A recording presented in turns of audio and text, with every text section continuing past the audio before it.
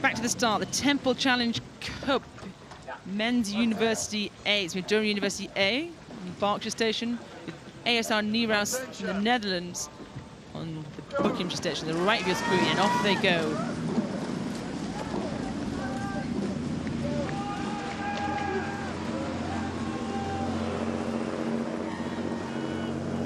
Interesting just to watch these two crews go off the start as quickly as they are. If anything, on our left-hand side of Berkshire, a little bit of the better off the first few strokes. Is this a turn up for the form book, Jess? Yeah, Durham University, they've taken almost the length as we come through Remington, past Upper Thames there. And we'd always expect a strong Nereus crew there from, you know, base on the Amstel in Amsterdam. They've got a huge pedigree in this race. So they know how to do it. Their programs are set up for it. But Durham University are looking strong there in the Berkshire Station. They are indeed. They're taking a few more strokes a minute than Nereus as they come past Remington Club. They're at about 36, 37 strokes a minute. And what will that cost them later on the last 300-400 metres of the race? And both boats are absolutely in this game still. They're alongside each other. They're going to be able to hear each other. They can probably smell each other. And they're coming into this last 500 metres, and we've seen a strong season from this Durham University crew this year.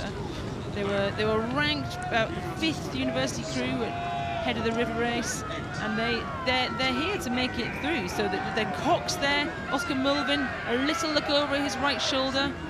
He's telling his crew, we've got to move another seat. This isn't comfortable yet. No, far from it. Durham had a very quick race relative to the times against the University of Bristol at 6 minutes 54, which is a very quick time for yesterday. The Nereus crew, they've, just looking at their history, they've done a really quick time this season of 5:45 over 2,000 metres. Admittedly, this is a 2,112 metre course, but still, that's quick. So their pedigree suggests this could well be a close race as we come into the last few hundred metres of the race, Jess.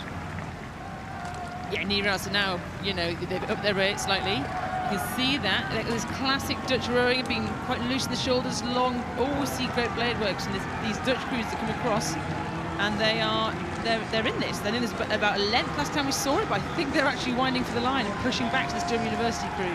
Yeah, the mile and 8 signal will show it's half a length now, the verdict, as we come down past the Forley stand and the grandstand. Nereus 38 strokes a minute, in fact just up to 39 by looks of it. Durham responding. Going to be really, really close last 100 metres, Jess. Coming up to the progress board. Durham still just ahead.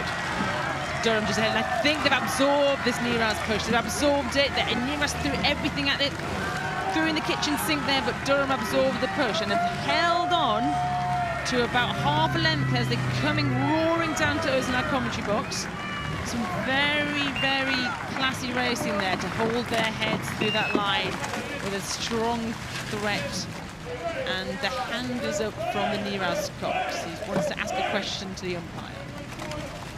That's a win there in the temple for Durham University A over Nereus.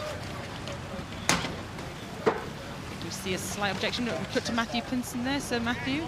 And the cox will have a quick word there, Jim. So Sir Matthew's raised the red flag, which doesn't mean anything's gone wrong. It just means that he's holding the results from the judges. So Sir Matthew will now go up to the Nereus cox, ask him what his query is about, and then they'll discuss the rules of the racing, and then I'm sure Sir Matthew will give his verdict.